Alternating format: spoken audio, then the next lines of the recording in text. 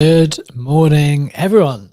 Welcome to the Modern Market. This is our daily show from Monday to Friday, 7 a.m. Eastern Time, 12 p.m. GMT, every day of the week, where we discuss all things to do with the modern market. That is the crypto market, the NFT market, and the airdrop market. It is another day. There are more airdrops taking place. We are very excited to get into all of that information and more in just a moment. But before we get there, I'm your host, B-Check. I'm joined by my legendary co-host, Legendary. And just a reminder, friends, nothing that we say here is financial advice. This modern market is exceptionally risky. We don't know anything for sure. So please do proceed with caution and exercise your own judgment. With that out of the way, Legendary, how is your Thursday, the 8th of February in Chelsea, London? GM, very much like that you specifically say Chelsea and not, or that you say Chelsea, London. I do like that. Travel was quite pleasant. I told you we landed 15 minutes ahead of time in London. That is unheard of. So I'm in a good mood. We had a fire alarm setting off in the hotel this Ooh, morning. So that love it. got me out of bed quicker than I anticipated. But everything else is going just fine. What is it with these hotels at the moment? When I stayed in Miami, you told me it looked like a prison because it literally was a prison because for some reason they decided to not paint the ceilings and they tried to convince me that it was fine that there was no paint on the ceilings. And now you feel like you're in a prison as well. I think it's a design choice, and I think we are turning into two boomers who are failing to understand the beauty of modern design. I don't get it. I don't get the the prison aesthetic. It's not one of the aesthetics that has typically been something I have found appealing, I've got to admit. Is it This something is one of the shows where we would need Kei Sensei as an architect up on stage with us to, instill the beauty of prison minimalism into our brains. that's a good way to coin it. Prison minimalism. That's a bit of a tongue twister, but okay. Yeah, sounds good. So after you've stayed, you've had a chance to sleep on it. It's growing on you, the design, the area. Have you had a chance to have a little walk around in London there? Yeah, I mean, typically I used to be in North London, right, and not in Chelsea. But it's not the first time that I stayed here. I quite obviously quite like the area, but it feels a bit less familiar than North London. Indeed, indeed. Can you ever go back now, Legendary? Now that these airdrops have hit, now that you're staying in Chelsea, will North London ever see you again? That depends on future airdrops, I would say, and it also depends because I did stake quite a lot in terms of the airdrops that I received in the anticipation slash greed of future benefits. So depending on how that speculation plays out, it depends whereabouts in London I will be in the future. Perfect. It depends on the state of the Ponzi in 6 months' time. That's Um, what you said. I wouldn't call it a Ponzi. I would call it a sophisticated, multi-layered design of fair incentives and rewards. Absolutely love it. I got an interesting tweet on that just to kind of zoom out and think about the perspective of where we are with all of the airdrops to date and what we're looking forward to.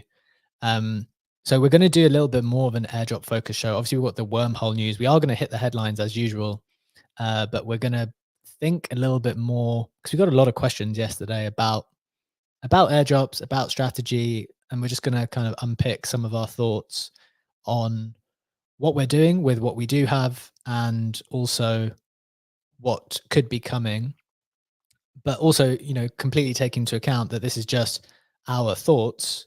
It's not telling you what to do. It's just some of the ways we think about it based on our own personal circumstances. But you know that already.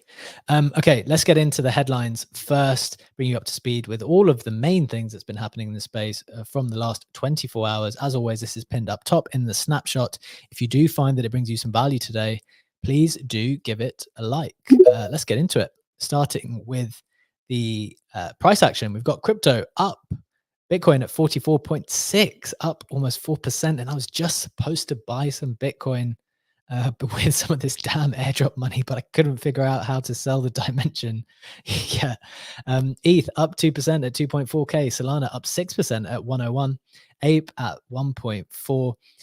In terms of the headlines, we've got Wormhole airdrop confirmed at 11% of supply, including DeGods and Utes holders, of course, that kind of key NFT partnership. Number 2, rapper French Montana adopts a blue quantum cat and shares VIP details for top cat holders.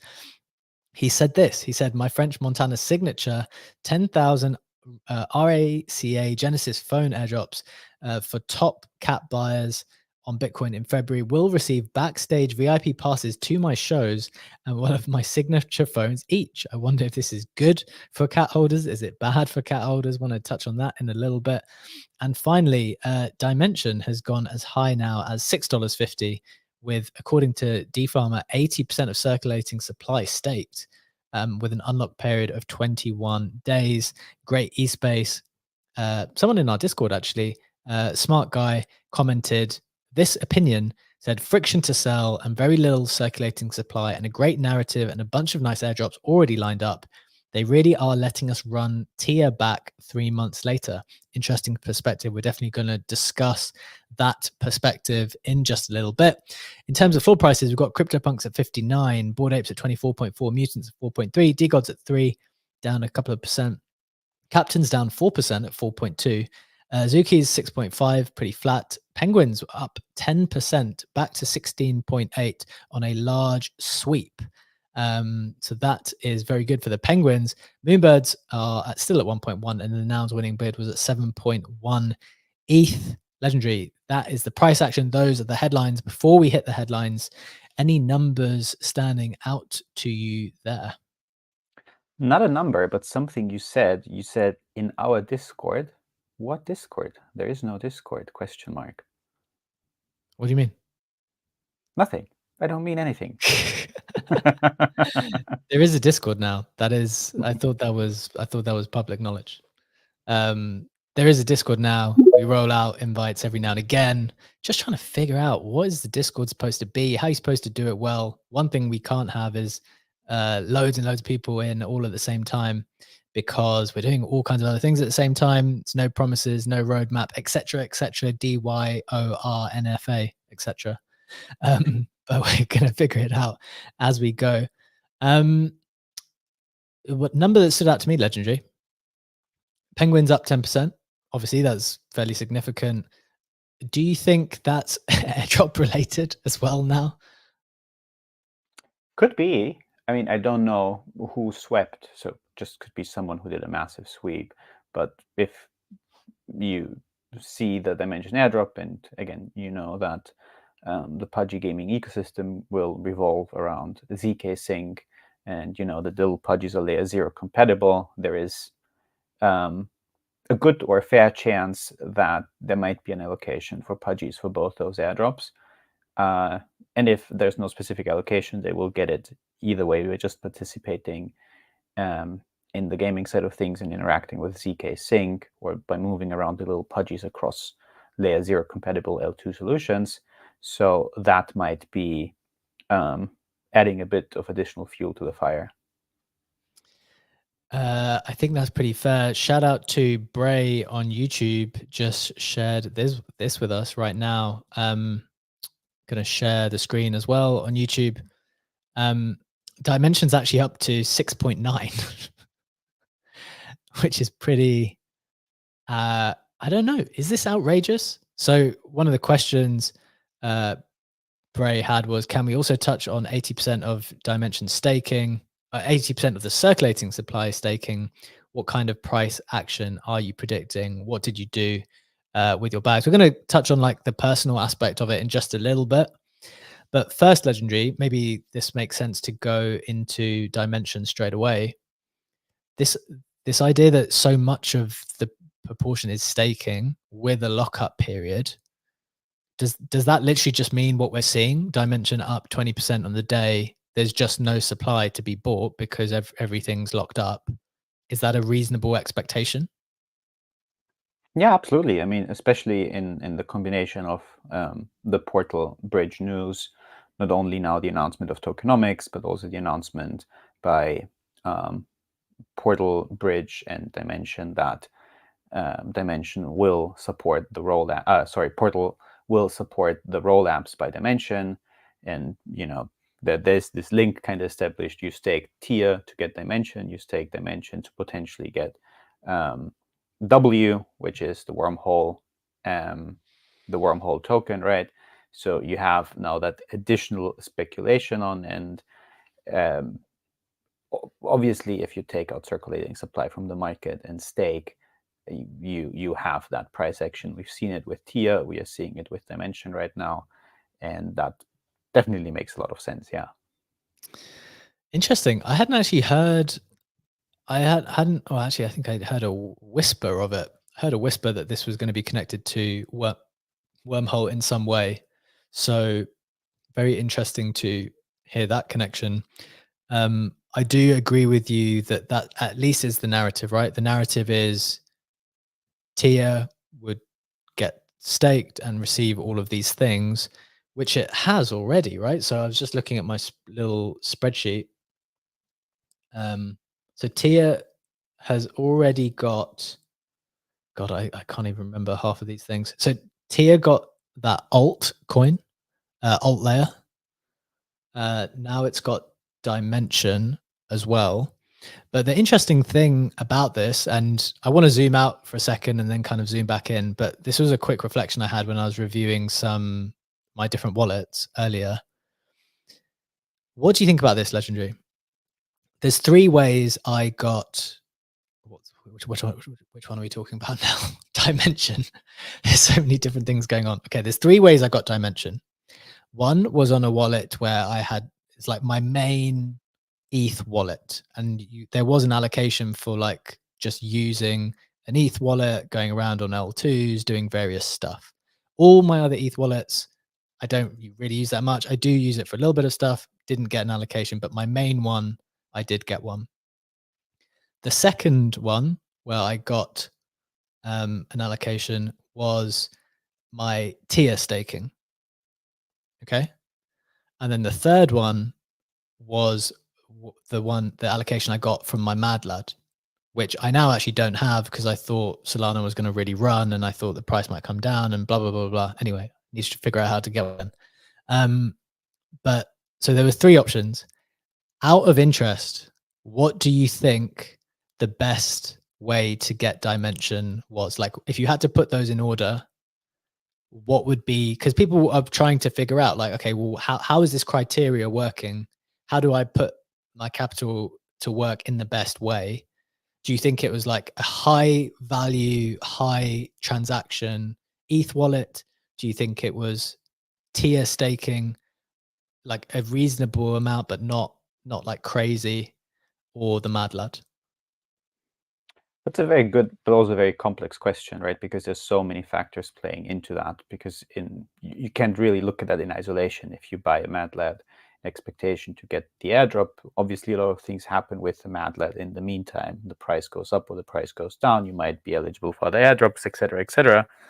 But just from a capital efficiency standpoint, I would probably make the argument that TIA staking was definitely very, very beneficial because you could get to the airdrop with like a very low TIA stake, and also obviously transacting across layer 2 solutions, because if you were an active participant across many layer 2 solutions that made you eligible for the airdrop, it's very likely that on that way to the Dimension airdrop, you would have already banked a couple other airdrops, plus you didn't tie up your capital into anything else because you were merely moving it around, right? So I would say that probably the Mad Lad, as much as I like them, is the like riskiest play because it actually locks up capital until you're able to sell it. And TIA was like a cheap access into the airdrop.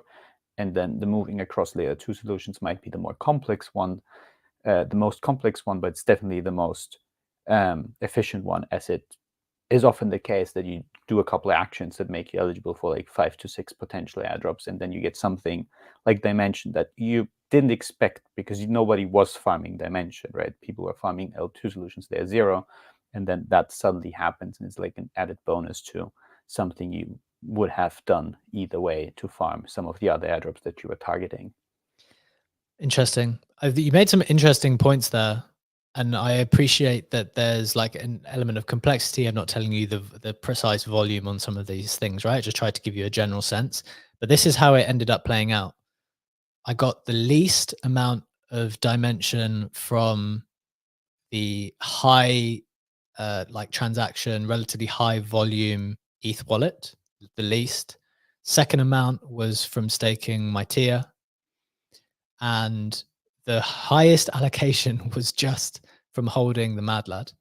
But you made a bunch of interesting points there, which is okay, fine. In this scenario, you know, is it the case that holding these NFTs are going to be the most prized thing?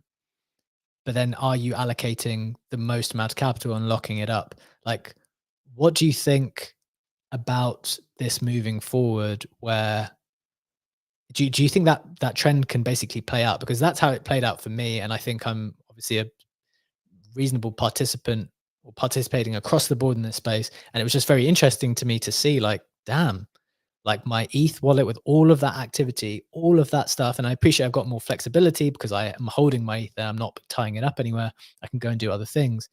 But I was like, wow, you're going to give that much of an allocation to these prized NFT projects. Do you think that could be something that continues? 100%. I mean, I said it yesterday, and I will sustain that opinion that um, going by PFPs in a wallet is a very good proxy to find real users, and protocols are always striving to not reward Sybils, but actual users of the protocol.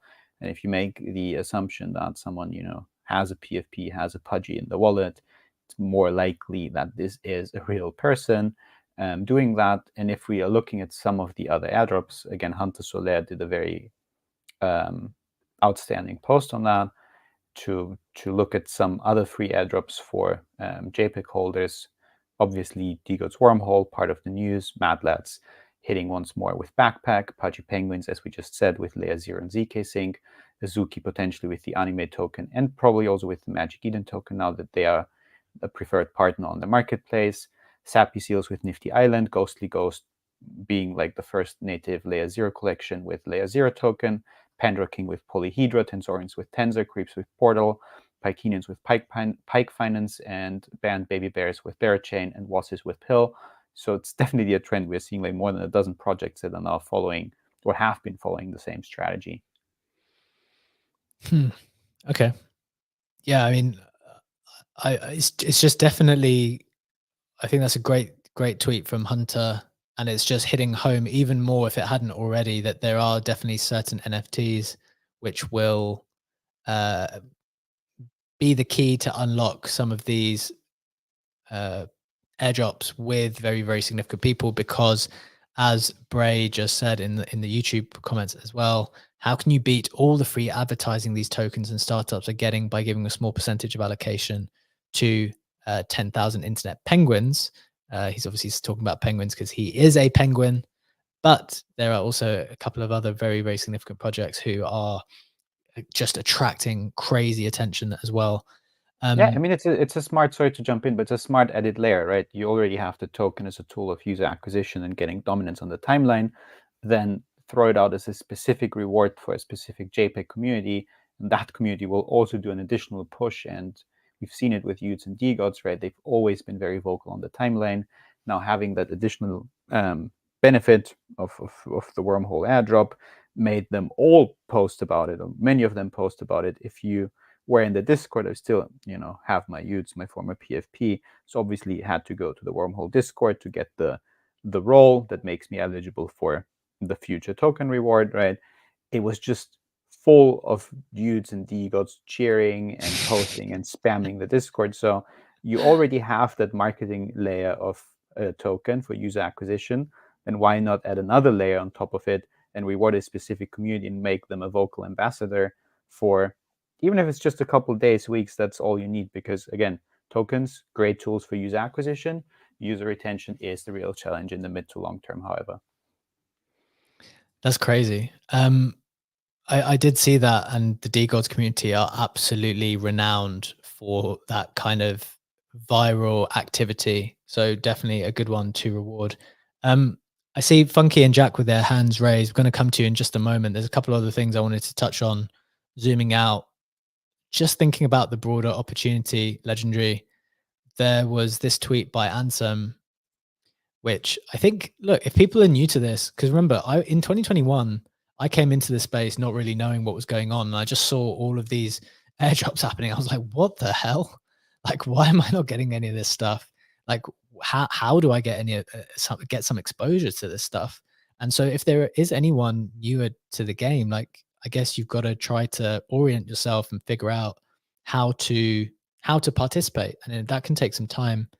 Um, but just looking at this list, it kind of made me feel proud. Anton put out this tweet where he kind of listed these bunch of airdrops that have happened already and that there's a bunch more airdrops coming. And for the first time now in 2024, I can actually look back at this and be like, do you know what? I've hit almost all of these things.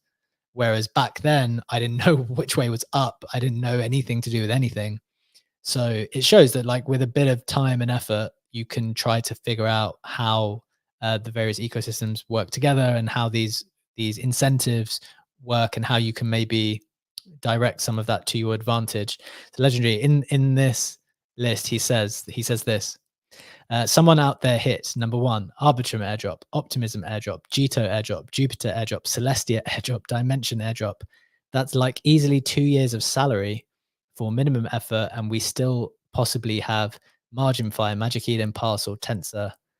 Just looking at that list and looking back over the last couple of years, because Optimism was probably the first one out of those quite some time ago.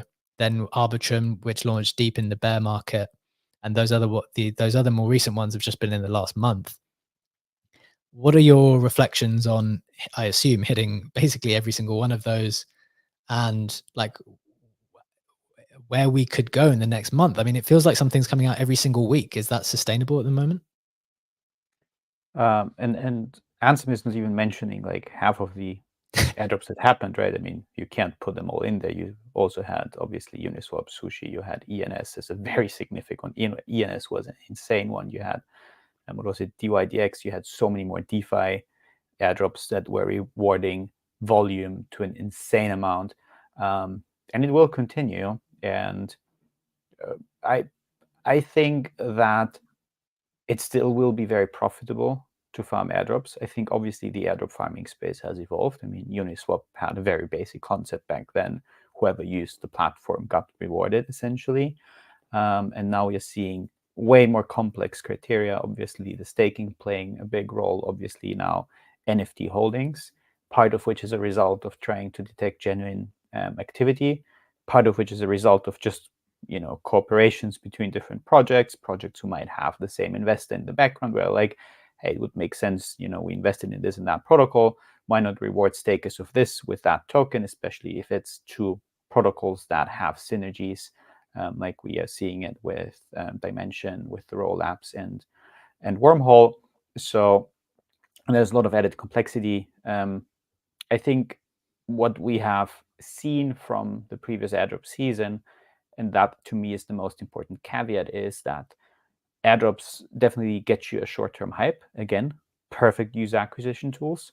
User retention, however, is the issue, and most airdrops historically had like a pump and then dumped significantly, except for projects that managed to stay relevant and actually have a meaningful token design over the last few years. So if you are in a position to judge which of those projects will be relevant in the next 1 to 2 years, which I think is absolutely impossible for any of us to do, then you obviously could decide which tokens you want to hold and which ones you want to sell. But generally speaking, I think it is very healthy to take profits on airdrops. It has gotten a bit more complex. Like, it was a bit easier in the past. Now it's more complex because now you have the option of staking, right? And you have to basically play the game theory out in your head to decide whether you want to take profits or whether you want to stake in hopes of future rewards, or whether you want to do both. And then you have to figure out your capital allocation and distribution between those two options. So there's a bit more added complexity that will also add to that will also increase volatility, right? Because if a lot of the circulating supply of a token is staked, that obviously makes it easier for the price to pump. But if then the majority of the market finds that staking pointless because they got the reward that they staked for, they are not as bullish anymore as they were on the rewards because one of the airdrops that they've gotten is just, fractions of a penny, then once the bonding is over and everyone's dumping, the price will crash more extremely than it would have in a world when the majority of the token wouldn't have been staked and locked up, obviously. Yes. Very, very interesting thoughts there across the board. I think that kind of leads nicely on to the question I wanted to ask, which is, you mentioned like the proportions that you need to take into account. And ultimately, that's a decision for each individual person. And we want to stress that as we move into this part of the conversation. Like, how have you thought about this kind of new paradigm then, where it's like, right, you receive these tokens. How much do you want to, you said it's healthy to take profits, but now we also have this option of staking. And it seems to have certainly been a profitable strategy to stake the tier. Like, what proportions are you thinking are appropriate for you at your point? And I think, yeah, I mean, we can't speak for anyone else, but how have you thought about it? Yeah, with this question, again, I have to stress, A, it's not financial advice, and B, for people looking at my wallets, which I know there are quite a few of, there's people in my DMs asking for my wallets, so that you can look at airdrop activity. It's also important to keep in mind that I right now am in a tax situation that is different from many jurisdictions. Airdrops that I just get are not tax relevant events, so I don't have to put away like half of that for the taxman to keep it. This is why my taking profit to staking allocation might be a bit skewed, and it's definitely not a good idea to follow that, because I do tend to not take a lot of profits right now in stake Sure. and still even distribute more across multiple wallets. Again, with that, you have to be aware of not forming a wallet cluster that is connected with transactions from one wallet to another, because then obviously chances are very, very high that you will be flagged as a Sybil and not eligible for the airdrop. So there's multiple caveats to that. And I don't think that the way how I am doing it personally, or how it's reflected on my wallets, is a good idea for most people to copy that. But generally, I think one learning that might be a bit more applicable for people who are interested in farming airdrops is that what I found very helpful is to try to concentrate capital on 1 to 2 wallets for an airdrop that I farm. If it's something like Parcel, for example, that I have the majority, say maybe 80% of the funds that I dedicated for that airdrop, on 1 to 2 wallets, and then I have a couple additional wallets where I have like a small amount in there to just see if I can hit the minimum threshold to be eligible for like the lowest tier for the airdrop, because I think we are seeing more and more often that there is like a cap. I do think that something like Eigenlayer, if you look at some of the giga whales farming that they probably will have a cap on volume deposited or ETH deposited into Eigenlayer. Seen it with other airdrops as well. So that wallet allocation or capital allocation across different wallets might be a helpful thing to think about when it comes to your personal airdrop strategy. Yeah, I think it is kind of helpful to think about those caps and how you might be able to sneak in. For me personally, as I kind of discussed this yesterday, but I have a bit more information or a bit more thought on it. To me, does it just comes down to like personal management. I don't think I don't spend a lot of time thinking about it. I actually don't think about the caps too much because I know the amount that I would do would probably get me over, because I'm not trying to get like sneak in. I'm not trying to sneak in and just like creep over. But I've said like I really can't deal with more than 3 wallets in general, because it's just not something. Um, it's just not something I have time to do. And then for the dimension drop, kind of arbitrary. It's just like one wallet. I think I did 50-50 or stake. Um, and then I mean I haven't actually sold yet because I need to figure out how to damn sell it. Which I have actually figured out now, but I need to do it a bit later. One, I think I did, I think one I did 50% staked, one I did 25% staked, and one I did like a third. So a quarter, a third, and a half across different wallets, kind of like tiering the strategy, which means I'm covered in tax completely, also have some profit.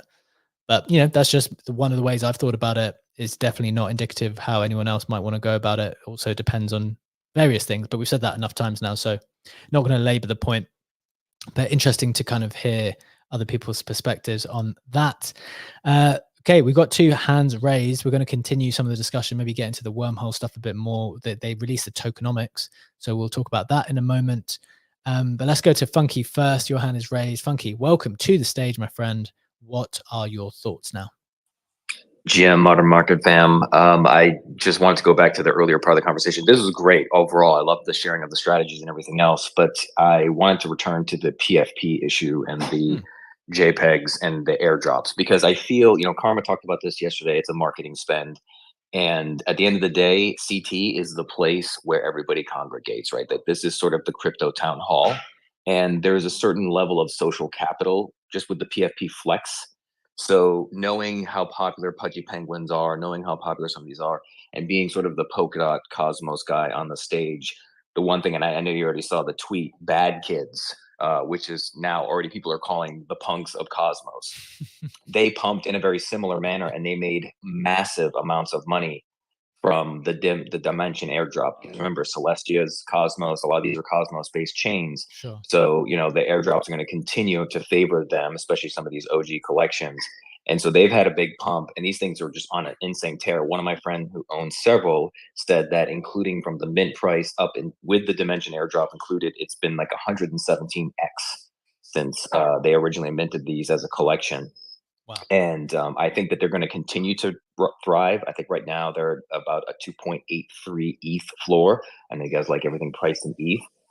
And just for a little bit of lost porn that everybody enjoys when Funky shares his sob stories, I actually bought one of these for about 120 bucks when Stars was less than a penny. And my colleague who had several of them, we actually auctioned off 2 of them to raise money for charity for a Teddy Dow donation when they were about $500. And a guy who's kind of a Cosmos OG, he was the first one to step up, make the donation for the minimum. And he said to me flat out, I just want the 2 bad kids. And, smart play, well played. And now I have no bad kid. Oh, no. Love. I literally had one. Love a little bit of lost porn there, Funky. Thanks for sharing. Quick follow-up question. You obviously you're a bit more in deep with the Cosmos ecosystem and the various things going on there.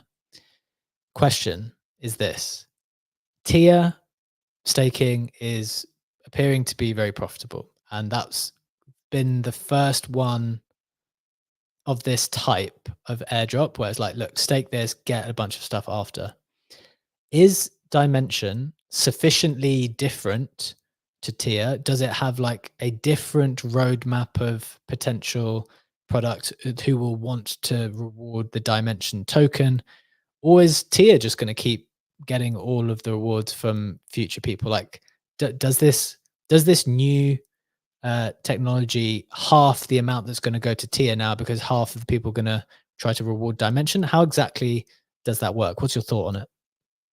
I don't think so. I think you're still going to, as I jokingly said yesterday on a live stream, the airdrop Ponzi's will continue until morale improves, and we're going to see TIA continue to get more stuff. But Dimension is ostensibly something very different, right? Okay. TIA is a data availability layer, a DA layer, and then you have Dimension, which is more the settlement stuff, and it's these roll-up dApps, and there's supposed to be a lot of gaming.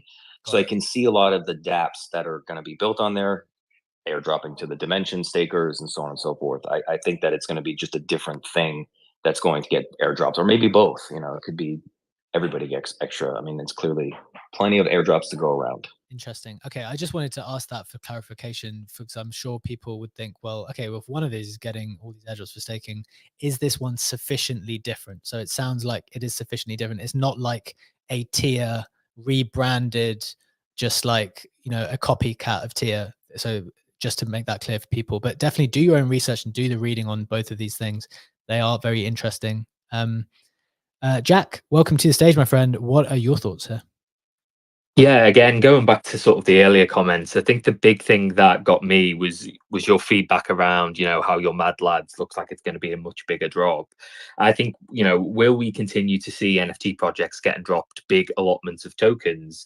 I think yes, but it's going to be the active ones and it's going to be the most engaged ones. I think, what DeGods have done recently really perfectly shows how to operate and how to really leverage that active community and also induce FOMO into the people who've maybe been on the sidelines for a little while with the wormhole drop. For those who don't know, it was literally a 12-hour window that came out of nowhere in the announcements channel in the Discord. So only those people who are actually still active in the Discord managed to go in and get that drop. And the effect of that is then when Wormhole dropped their token paper, which sort of came the following day on the Wednesday after the co-founder posted a comment to say Wormhole Wednesdays, it was 2.1 million views currently on that post. And when you go into the comments, it is just filled with NFT projects, PFPs, in terms of the comment size, which obviously shows the impact that NFT community specifically can have on the token. And then going a step further, they then announced a partnership with a project called The Arena, which is an AVAX type project, which, if you were the first of 333 DGods to go and connect your wallet to their account, there's an airdrop for COQ, airdrop for No Chill. These are AVAX native tokens now, but only for those who are super active.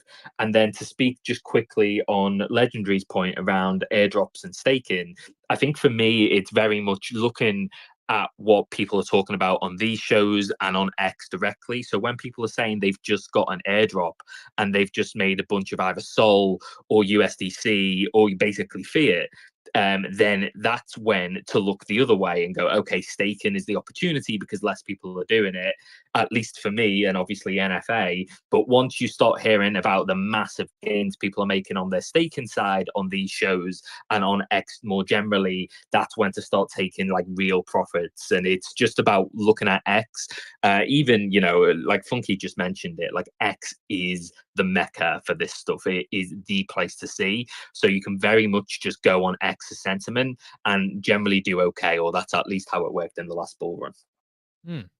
Sure, yeah. I mean, you can definitely tell when people are getting carried away on this platform. So it's definitely important to keep a track of the sentiment. Thanks for that, Jack. Legendary, you wanted to come in there, and then I want to get onto the wormhole airdrop, and I also want to talk about this Saturn airdrop on Bitcoin. It's going to be a little bit of live research. Oxy, I see you with your hand raised. We're going to try to get around to you a little bit after that. In just a moment. Legendary first. So what we are now also seeing is that additional layer of speculation. We've seen it in Web3 gaming. Obviously, people buying Web3 gaming JPEGs with the anticipation of getting a token airdrop. And if you look at something like the Ghostly Ghosts collection, right, which has been discussed a lot on X, that layer zero native NFT collection might get a layer zero token airdrop bonus or whatever, has been sitting quite flat for the last 30 days in that 0.07, 0.09 ETH range. And then with the Dimension airdrop, that obviously had that NFT exposure. Now with the wormhole news, we saw a massive pump on that. The Ghostly Ghosts are now at 0.22 ETH, so almost did a triple up in price. So now we'll have that layer of speculation that you saw with Web3 gaming NFTs, where people buy the NFT in token anticipation, will now also have price action that is driven because of token speculation or airdrop eligibility speculation for other NFT collections. And I do think that this will become an additional marketing vehicle for projects to be teasing specific airdrops or to coming out with a specific collection just for the purpose to fund whatever they are building, to get interest in that collection, collect funds, and then have an airdrop for that. And I think that is the point in the market where you also want to become a bit careful with the new entrants and new participants, because obviously all of that is getting very, very inflationary and will be used for marketing quite aggressively. And we've seen that volatility. We've seen the uptick in price with Utes on the wormhole news. So that's one thing to at least be aware of. Very fair enough. Want to keep an eye on that for sure. Let's get into the wormhole news specifically. Just like some quick headlines, quick details. We've spoken a lot around it, so I don't think we need to spend about it too long. But I do probably want to spend more time on this Bitcoin airdrop because I think a lot of attention is going to go there at some point in time. And it's kind of an interesting concept. So let's do wormhole first. I'm going to share the screen. We had this news from, this is shared by Aman, who is with the Mockerverse, and he said Wormhole is dropping a W token, which is quite a cool ticker name for sure. They raised 225 million at a 2.5 billion valuation, and 11% of the supply is getting distributed to the community. I've got a feeling, we'll check the tokenomics in a second, but I think it might be 11% of the 17% that we'll check in a second, that how much is coming onto the market. Only around 90,000 wallets addresses have interacted with the wormhole protocol. Legendary, any quick thoughts on this? I'm just looking at the tokenomics at the moment.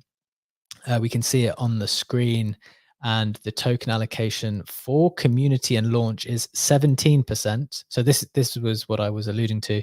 The community has been allocated 17% of the token supply.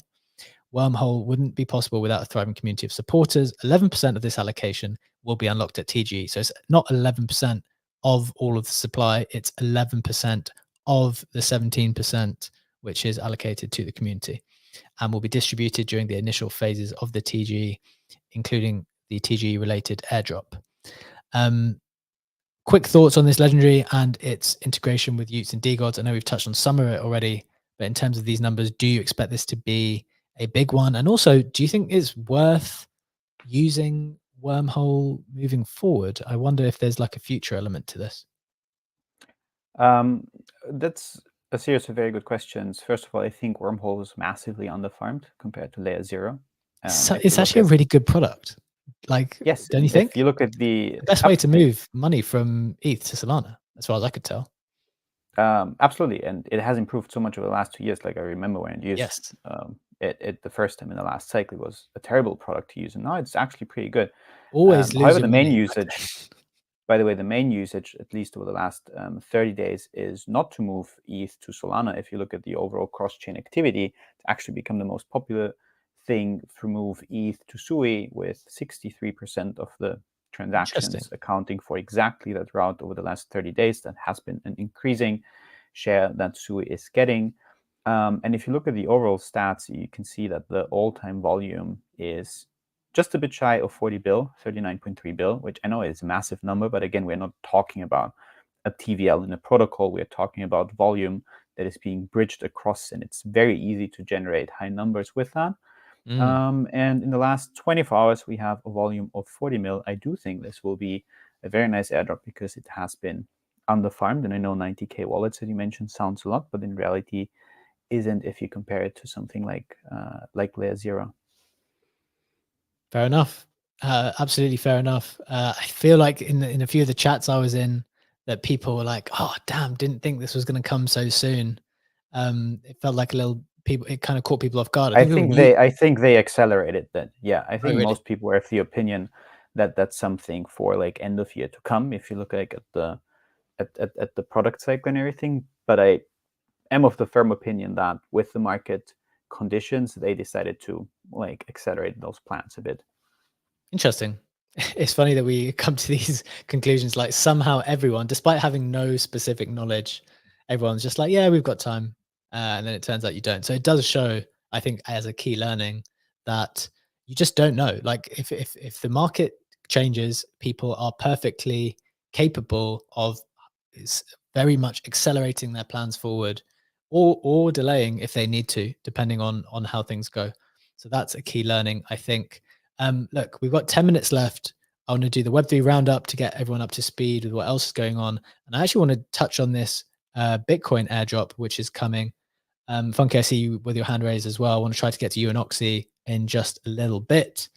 But let's do the Web3 roundup, as always, pinned up top to get you up to speed with what else is going on in the market from the last 24 hours.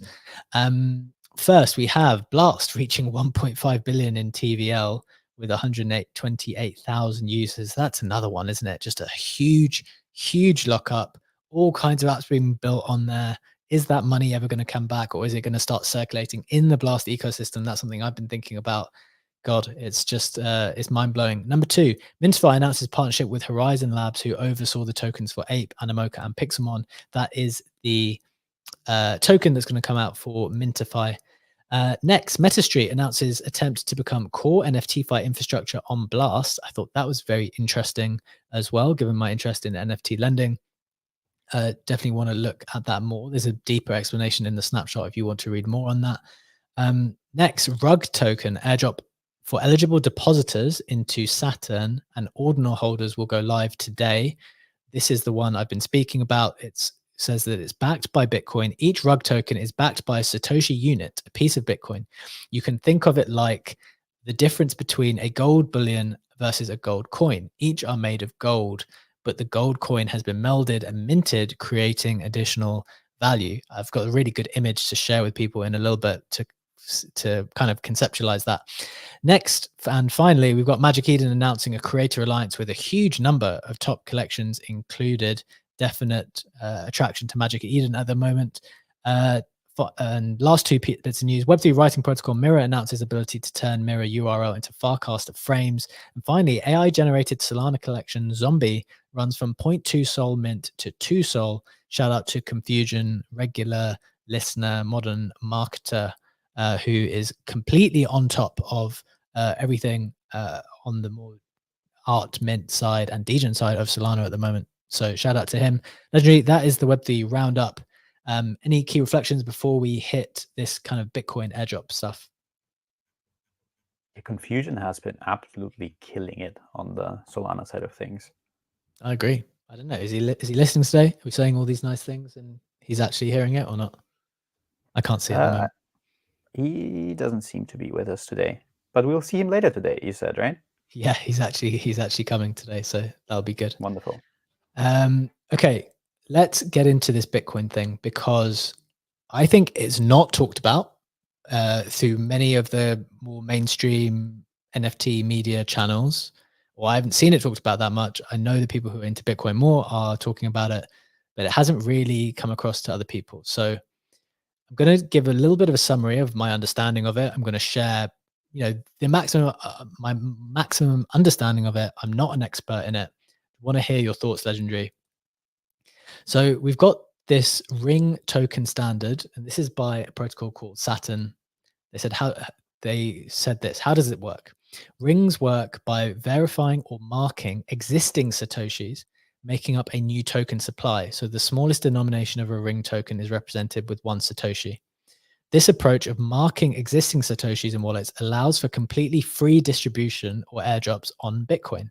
Because in essence, I think the way to think about it is that you're providing the Satoshis and they're like they're kind of like stamping it in a way. So what they're going to be doing is we highly recommend everyone to put at least 100,000 sats, which is 0.001 Bitcoin, in their wallet by 3 p.m. today, UTC, as that's the highest possible airdrop amount. But to be clear with everyone, if you're not eligible already, that's not relevant to you. But what they're explaining is that if you are eligible, because you've either deposited into their trading account already, or you're a holder of certain NFT collections, which we'll come on to in a moment, then you have to make sure the Satoshis are there. So this is not, if you go there now, you can still get access to this. It's if you are eligible. So a little bit more detail, and this is the bit that kind of conceptualized it to me, basically because I'm too simple and it had a nice image, a GIF explaining it to me. Legendary, I'm sure this will help as well. Each rug token is backed by a Satoshi unit, i.e. a piece of Bitcoin. You can think of it like a gold bullion versus a gold coin. Each are made of gold, but the gold coin has been melded and minted, creating additional value. So some people are watching on Twitter, some people are watching on YouTube, but if you're not, it's basically like this cool GIF of some Bitcoin coming down a factory line, and then this machinery pressing it and kind of stamping it as a rug token, in the same way that once upon a time, I guess, you had like huge bits of gold and you had to turn it into a gold coin. And yes, the gold is valuable by itself, but in order to make it like ready for economic activity, you need to stamp it and make it a coin, and like so that it can move a bit easier. That's the idea.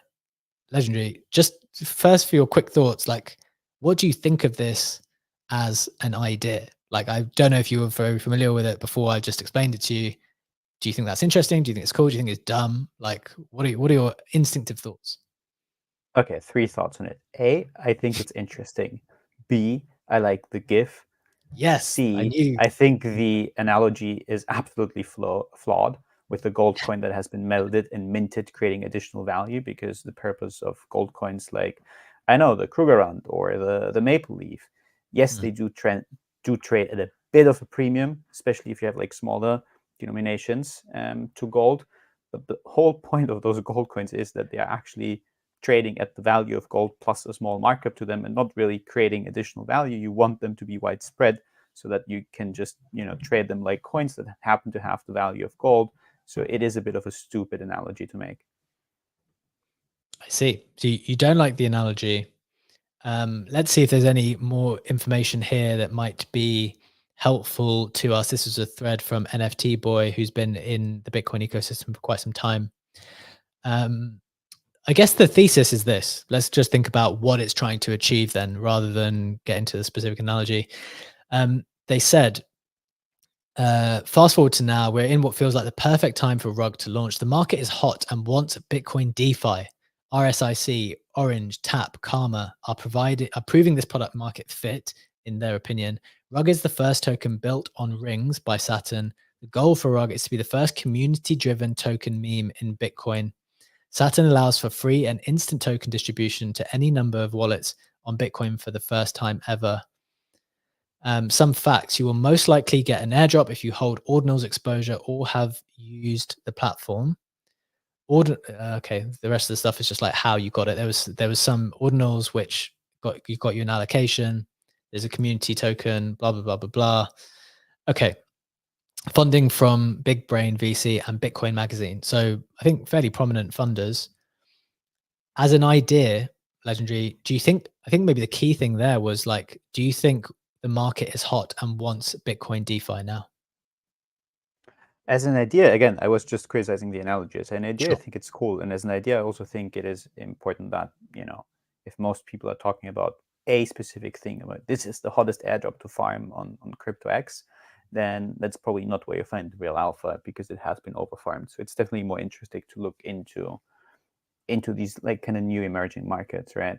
And again, I have ordinals exposure. I'm definitely not as deep into the ordinals ecosystem as I wish I were. I know that Kusho, who can't stop hitting that 100% and heart emoji button, has a lot more exposure and knowledge in the ordinals ecosystem. But I definitely think this is the right curve. You do find the alpha at like the edge of things where there's less people and it's not the mainstream thing that everyone talks about on CryptoX. I mean, I definitely agree with that in principle, but I would go further as to say that I do think there's a hunger, at least from the speculative element of the market. And I haven't researched enough to know the possibilities and the technical possibilities for Bitcoin, whether DeFi on Bitcoin makes as much sense as it needs to. But I do feel like I can just sense that there's a movement, or there's a desire for it to happen. And I think when the momentum gets to this point, it's going to happen, whether people want, and Bitcoin laser eyes will argue with the more modern Bitcoin people about whether they should be doing these types of things or not. But I just feel like it's going to happen regardless. And so it's just interesting to know that that is out there and this is happening. So if you do have ordinals exposure, I guess this is just a PSA to make sure you check. Go to the site, check if you're eligible. I was eligible via my Node Monkey. So just go and have a look. And if you are, make sure you've got a little bit of Bitcoin in there, I guess, to allow it to mint you this thing if you want to be part of this experiment. So we'll see what happens there. I hope that was clear. We have unfortunately run out of time for today's show. Thank you so much for co-hosting with me, Legendary. As always, thank you to our speakers, and apologies if we didn't get to you in time for the other potential speakers. Thank you to the people on stage: Sammy, Shripto, Oxy, Funky, Jack, Tiro, and Kusho. And thank you to everyone in the audience. We are very appreciative of you joining us. As always, we will be back again with you tomorrow. Have a wonderful day. We will see you tomorrow. Bye-bye.